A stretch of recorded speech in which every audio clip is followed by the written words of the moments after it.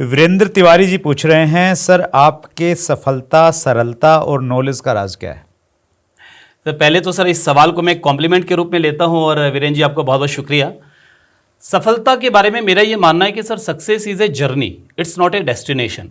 सो अभी भी ये यात्रा मेरी चालू है और हाँ ठीक है कि पिछले 22 सालों से मैं डायरेक्ट सेलिंग इंडस्ट्री में हूँ और जहाँ से मैंने शुरू किया था वहाँ से मैं बहुत आगे निकल चुका हूँ, बट अभी भी मुझे और बहुत आगे जाना है। बेसिकली अगर सफलता की मैं बात करूँ बस सर, तो 3 चीज़ें हर व्यक्ति को ज़रूरी है कि अगर वो बहुत बड़ी सफलता लेना चाहते हैं, और यही 3 चीज़ें मेरी भी कामयाबी की वजह है और ये हर व्यक्ति के अंदर होनी चाहिए जो कामयाब होना चाहता है। आप बहुत ज़्यादा पढ़े लिखे हैं, अच्छी बात है, नहीं पढ़े लिखे हैं तो भी चलेगा, बट ये 3 चीज़ें नहीं होंगी नहीं चलेगा।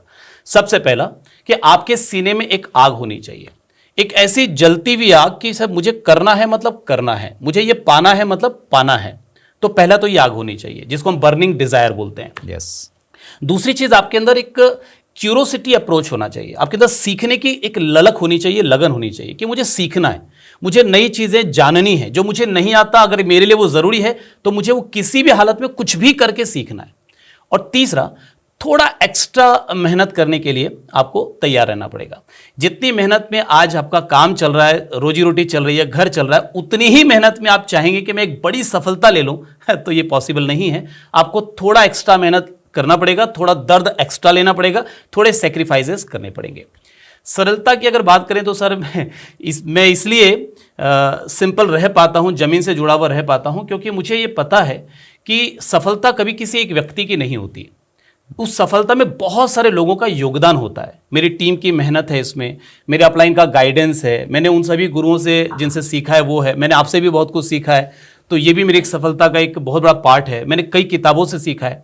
और इसके अलावा सर जाने अनजाने, डायरेक्ट और इनडायरेक्ट, प्रत्यक्ष और अप्रत्यक्ष, कई ऐसी चीज़ों का योगदान आपकी कामयाबी में होता है कि जिसका अगर आपको एहसास रहे ना तो आप बिल्कुल सिंपल, बिल्कुल सरल रहेंगे। जैसे मैं आपको एक एग्जाम्पल देता हूँ कि मान लीजिए मेरी टीम का एक बंदा जो कि पूरी तरह नेगेटिव हो चुका था, जो छोड़ने ही वाला था डायरेक्ट सेलिंग इंडस्ट्री को, वो अचानक से छोड़ने से ठीक पहले किसी एक सेमिनार में गया।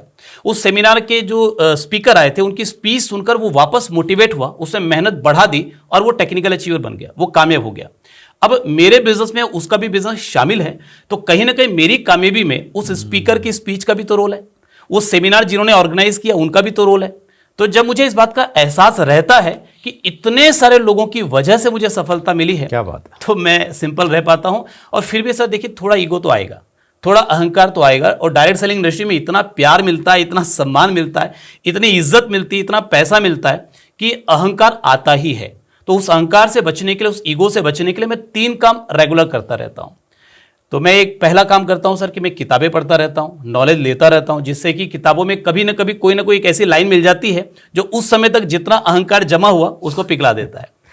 दूसरी चीज़ है कि मैं हमेशा आत्मचिंतन करता रहता हूं, सेल्फ इंट्रोस्पेक्शन करता रहता हूं, कि मैं अपने हर गतिविधि के बाद अपना एनालिसिस करता हूं कि यार मैंने क्या गलत किया, क्या सही किया। मैंने किसी को कुछ बोला तो कहीं उसमें मेरा कोई अहंकार तो शामिल नहीं था, किसी को कुछ बुरा लगने लायक चीज़ तो मैंने नहीं बोल दी, मैंने कुछ गलत काम तो नहीं किया। तो मैं रोज हर गतिविधि के बाद अपना एक आत्मचिंतन ये करता रहता हूं। और तीसरी चीज, मैं नए लोगों की प्रोस्पेक्टिंग करता रहता हूं, नए लोगों को प्लान शो करते रहता हूं, अपने प्रोस्पेक्ट और लोगों के प्रोस्पेक्ट भी।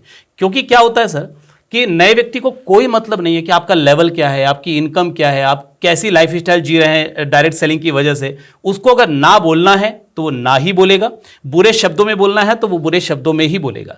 तो मुझे आज भी रिजेक्शन मिलते हैं, ऐसा नहीं कि 100% किसी को भी यस नहीं मिलता, मुझे आज भी मिलते हैं। बट जब कोई रिजेक्शन मिलता है ना तो मेरा जो अहंकार पनप रहा होता है वो तुरंत पिघल जाता है कि यार सचिन, तुझे भी और सीखने की जरूरत है, तुझे आज भी लोग ना बोलते हैं। That's great, wonderful Sachin ji.